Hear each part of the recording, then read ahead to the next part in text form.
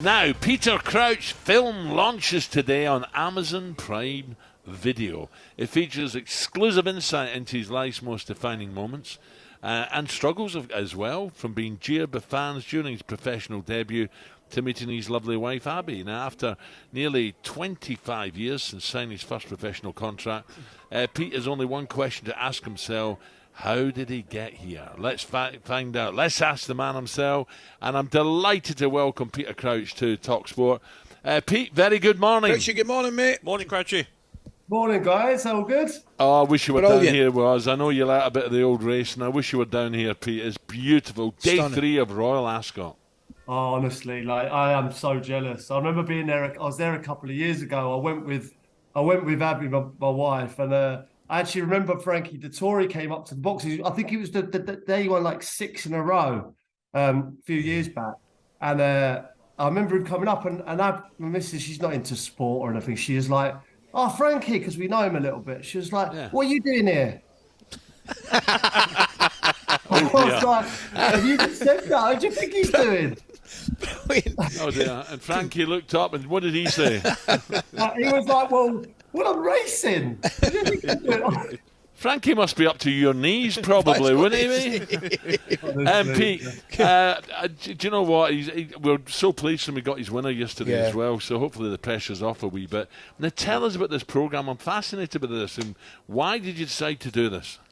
Yeah, well, you know what? Like when they came to me with the option to do it, I was like, well, firstly, why me? Because there's plenty of players out there, with probably better careers than me, and but I suppose when we talked about it, it was like it's quite a different story. I mean, usually these stories are like I was brilliant and then I was incredible, and I think with my story, it's a little bit different. I went non-league with Dulwich Hamlet. I went on loan to Sweden, and if you'd have said to me at 15 years old that I'd end up kind of with the career that I've had, I would have said, you were mad. I played with Gabby Bonglehorn. Behave yourself.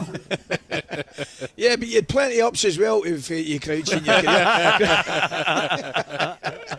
Crouchy, tell me, mate, I've got to ask you, right? Because obviously, when we're all playing football, it's all we think about, and we're very, very fortunate and thankful for doing that. But your career has just, gone from strength to strength after you stopped playing. Was this something you had planned, Crouchy, or was it something you kind of fell into? Yeah, you know what? I did have a plan, because you know it yourself, Addy, like, lots of players tell you, you're quite easily forgotten as soon as you retire, you need to go into something. I had a lot of good advice from older professionals and older players that I spoke to.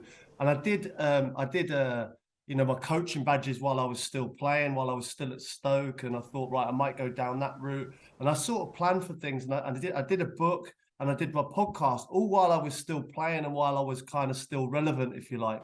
Yeah. And then obviously the book and the podcast just went like mad.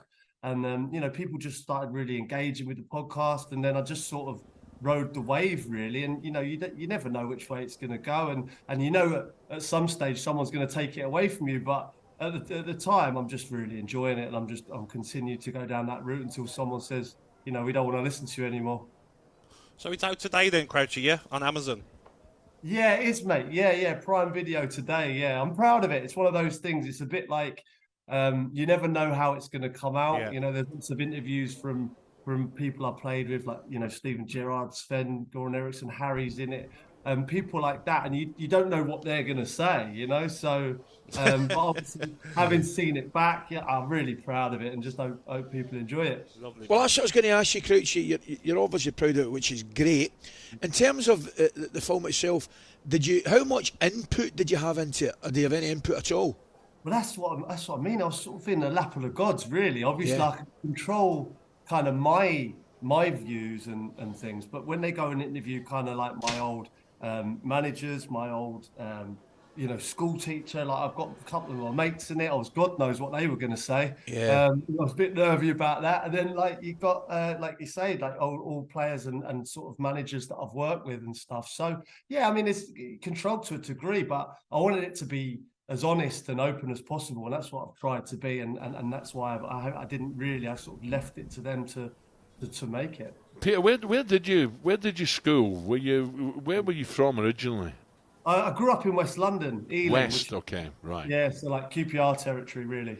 Yeah, fantastic.